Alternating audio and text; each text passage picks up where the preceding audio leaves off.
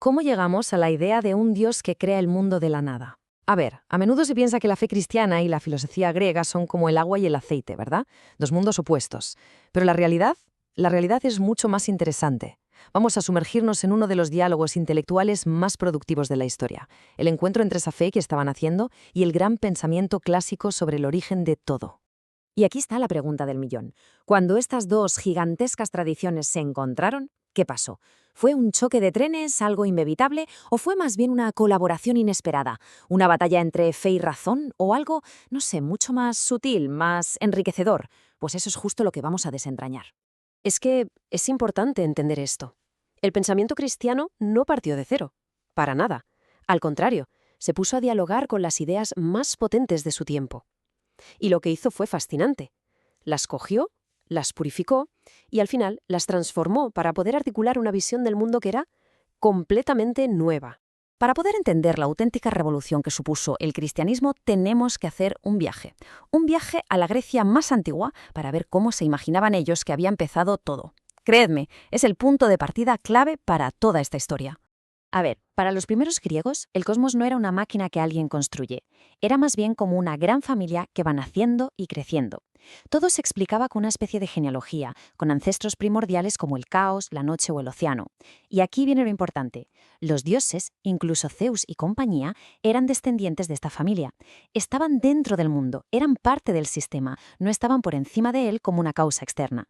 Pero claro, esta idea de un mundo que simplemente nace por sí solo empezó a quedarse corta.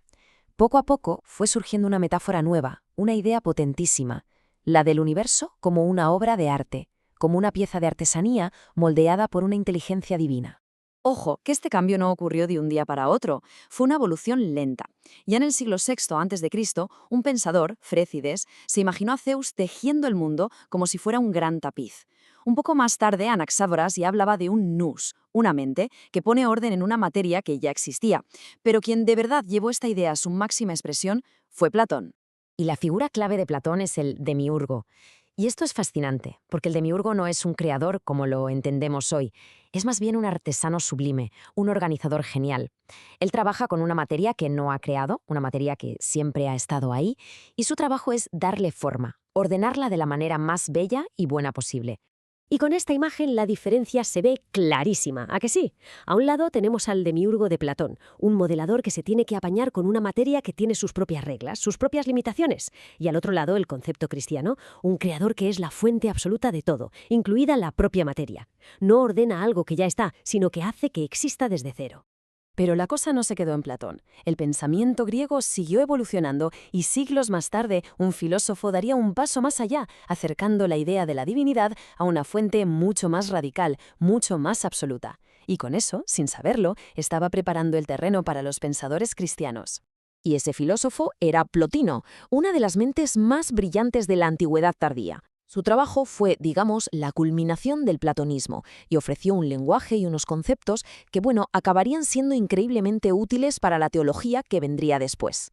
La gran idea de Plotino, su gran aportación, fue articular por primera vez en la filosofía griega que todo, absolutamente todo, depende para existir de un principio único, trascendente, al que él llamó el uno. Ya no es solo una cuestión de ordenar el mundo, sino de ser la causa de que el mundo sea. Es un paso conceptual, gigantesco. Y con todo este equipaje filosófico a las espaldas, llegamos al punto de inflexión, porque la doctrina cristiana no fue simplemente el siguiente paso en la escalera, fue un salto mortal, una idea revolucionaria que rompía con prácticamente todo lo anterior. El punto de partida de los cristianos no era una teoría filosófica, sino esta afirmación del libro del Génesis. Así, simple y rotunda. Y esta frase, leída a la luz de su tradición, contenía una idea radical. Dios no se encontró con nada preexistente, no había nada antes. Y todo esto desemboca en este concepto, creatio ex nihilo, creación de la nada. Esto quiere decir que no solo el orden, sino la propia materia, el propio ser de las cosas, son un regalo, un don libre de Dios. No es que Dios pinte sobre un lienzo eterno, es que Dios crea el lienzo, la pintura y hasta el pintor de la nada. Así que el salto es brutal, se ve claro, ¿no? Pasamos de un universo donde lo divino actúa sobre un ser, que siempre ha existido, a un universo donde el ser mismo es un acto de la voluntad divina. La pregunta clave ya no es quién puso orden en el cosmos, sino ¿Por qué existe algo en lugar de no existir nada? Entonces, uno se pregunta, si la idea cristiana era tan nueva y tan radical, ¿qué papel jugó al final la filosofía griega? Pues no fue un papel de antagonista, sino más bien de preparación, y también de caja de herramientas. Vamos a ver cómo fue esto. Pues resulta que el cristianismo se encontró en la filosofía griega con un lenguaje y unas herramientas conceptuales increíblemente sofisticadas. Ideas como la de una causa primera, la fuente del ser de Plotino, o esa convicción tan platónica de que el universo está ordenado para bien, todo eso fue adoptado para articular la fe de una manera filosóficamente seria y rigurosa. Pero ojo, aunque se usaran sus herramientas, si lo resumimos, las diferencias de fondo seguían siendo enormes. Para los griegos, en general, el mundo era eterno. Para los cristianos, tuvo un principio. Para los griegos, el papel de la divinidad era el de un arquitecto. Para los cristianos, el de la fuente misma de la existencia. Y este es para mí el mensaje central de todo. No fue un simple copia y pega. Los pensadores cristianos tomaron el mármol de la filosofía griega, sí, pero con él esculpieron una estatua completamente nueva. Fue un acto de transformación creativa, de llevar las intuiciones griegas a una conclusión que los propios griegos nunca habían llegado a alcanzar. Y los mejores ejemplos de esta síntesis son figuras como San Agustín, que estaba empapado de Platón y de Plotino, o Santo Tomás de Aquino, que tuvo ese diálogo tan intenso con Aristóteles. Usaron la lógica y la metafísica griegas para explorar los misterios de la fe, y con ellas construyeron verdaderas catedrales del pensamiento. Esto nos lleva a una pregunta de las importantes, ¿eh? ¿Habría sido posible explicar conceptos tan complejos como la Trinidad o la naturaleza de Dios sin todo ese aparato conceptual que los filósofos griegos habían desarrollado durante siglos? La verdad es difícil imaginarlo. Parece que históricamente se necesitaron el uno al otro. Así que si volvemos a la pregunta del principio, la respuesta no es conflicto, es una colaboración, compleja sí, pero increíblemente fecunda.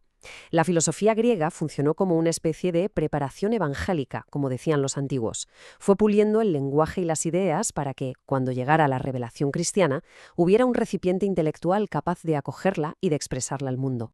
Y todo esto nos deja ahí pensando, ¿no? Este patrón, donde el encuentro de dos culturas distintas, de dos sistemas de pensamiento, da lugar a algo totalmente nuevo y poderoso, es algo que se repite una y otra vez en la historia. Nos invita a mirar a nuestro alrededor y preguntarnos dónde, hoy mismo, podrían estar ocurriendo esos encuentros que lo cambiarán todo. Gracias por haberme acompañado en este recorrido.